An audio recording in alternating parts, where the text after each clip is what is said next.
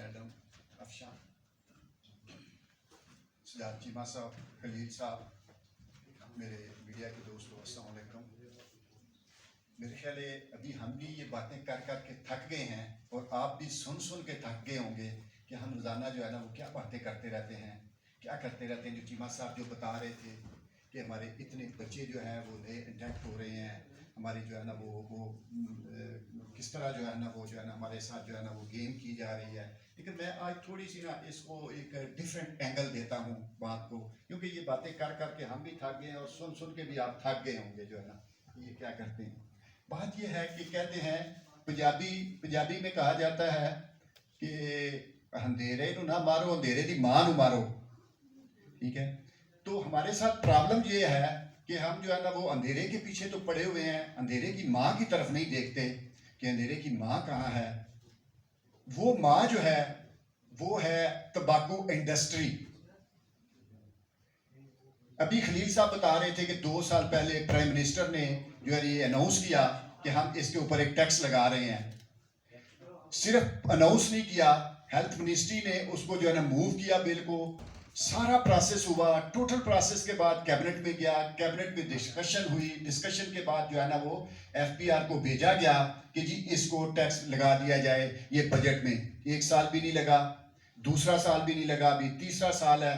कोई बताने के लिए तैयार नहीं है कि क्या हो रहा है, कहाँ है। जहाँ जो है ना वो बड़ी वो जो है ना वो पंजाबी मां मरोड़ के पूछा जाता है तो फिर दसिया जाता है कि ये प्रॉब्लम है, ऐसे प्रॉब्लम है। वो प्रॉब्लम हम हल करके देते हैं तो फिर दूसरा प्रॉब्लम आ जाता है, वो प्रॉब्लम हल करते हैं तो कोई तीसरा प्रॉब्लम आ जाता है। प्रॉब्लम जो है वो ना तो एफबीआर में है, ना मिनिस्ट्री में है, ना हमारे बाकी जो चीज़ों पे है। प्रॉब्लम हमारी इंडस्ट्री में है।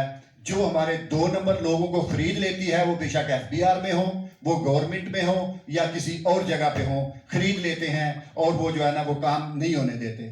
मैं कल परसों अभी प्रेस कॉन्फ्रेंस थी नेशनल प्रेस क्लब में, तो मैं बता रहा था कि पोलैंड ने टैक्स लगाया तो वहां इंडस्ट्री ने एहतजाज किया, जहां ऐसे जो हमारे यहाँ भी ऐसे ही किया जाता है। तो पोलैंड के वजीर आजम ने जो है ना वो जवाब दिया कि सारी संजीदा कौमें तो अपने लोगों की सेहत के लिए काम कर रही हैं, अपनी जो है ना वो लोगों की सेहत जो है ना वो बेहतर करने के लिए काम कर रही हैं। तो ये कुछ जो चीजें हैं जो सेहत को खराब करने वाली चीजें हैं, वो जो है उनके ऊपर अगर आप मुझ पर प्रेशर डालेंगे कि जी उनको मैं रिवर्स करूं, तो मुझे ये बताएं कि मैं संजीदा कौम में शामिल हूंगा कि गैर संजीदा कौम में हूं।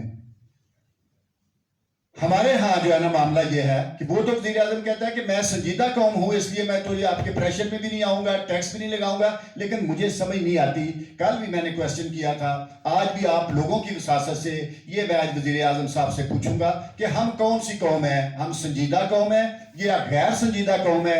कि गवर्नमेंट का पास किया हुआ कानून जो है 3 साल हो गए हैं, इंडस्ट्री पास वो चलने नहीं दे रही।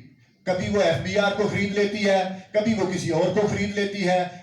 मसला क्या है कि जो है वो चलने नहीं दे रहे। वो बेसिक जो है वो इंडस्ट्री का प्रॉब्लम है। जो इंडस्ट्री कर रही है वो हमें जो है हमारे बच्चों को मारना चाहती है। चीमा साहब 1200 नहीं, इससे ज्यादा बच्चे भी आप कहते हैं कि एजुकेशन के लिए हमें बजट चाहिए, हमें हेल्थ के लिए बजट चाहिए। लेकिन हमारे आप तो बच्चों को बचाने की बात करते हैं, लेकिन मेरा ख्याल है हमारे बच्चों के दुश्मन जो है वो हमसे ज्यादा मजबूत है और वो हमें जो है ना वो हमारे लोगों को भी, साहिब इक़्तिदार को भी खरीद लेते हैं।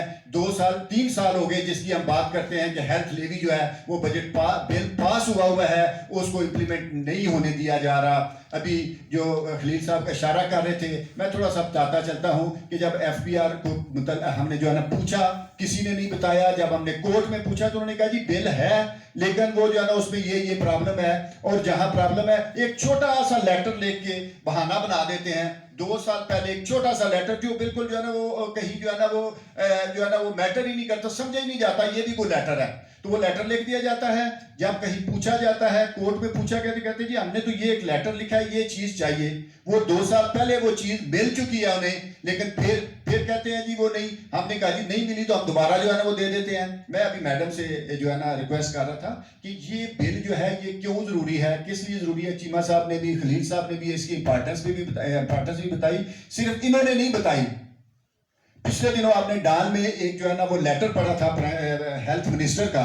हेल्थ मिनिस्टर ने एक एफबीआर को और फाइनेंस मिनिस्ट्री को लेटर लिखा है कि यार ये तो चीजें हैं, बच्चों को बचाएंगे, बाकी चीजें करेंगे, लेकिन ये तो हमारे फायदे की बात है, विन विन सिचुएशन है। ये मैं बताता हूं कि लास्ट जो था, मैं स्ट्रांगली रिकमेंड करता हूं कि इसको इमीडिएट नाफज किया जाए, इमीडिएट इसको लाया। ये तो विन विन सिचुएशन है, हेल्थ भी बचेगी, हमारे लोगों की सेहत भी बेहतर होगी और हमें 55 अरब रुपया जो है वो खलील साहब बता रहे थे 55 अरब रुपया भी मिलेगा। ये लोग जानते हैं, मिनिस्ट्री भी जानती है, जो है ना गवर्नमेंट भी जानती है, लेकिन प्रॉब्लम कहां है, कौन नहीं होने दे रहा हमें ये चीजें, कौन नहीं आने दे रहा। मेरा ख्याल है कि आज हमें ये जो है ना वो चीज प्राइम मिनिस्टर को जो है ना वो हाईलाइट भी करनी है कि आपको कौन लोग नहीं चलने दे रहे और आपके लोग उनके अलाकार बन रहे हैं जो नहीं चलने दे रहे, जो हमारी कौम के दुश्मन है, हमारे बच्चों के दुश्मन है। तो हमारे जो लोग अलाकार बन रहे हैं उनको भी आइडेंटिफाई किया जाए, जो उनके लिए इस्तेमाल हो रहे हैं उनको भी आइडेंटिफाई किया जाए, उनको भी देखा जाए और सोचा जाए कि हम संजीदा कौम है या गैर संजीदा कौम है। Thank you very much.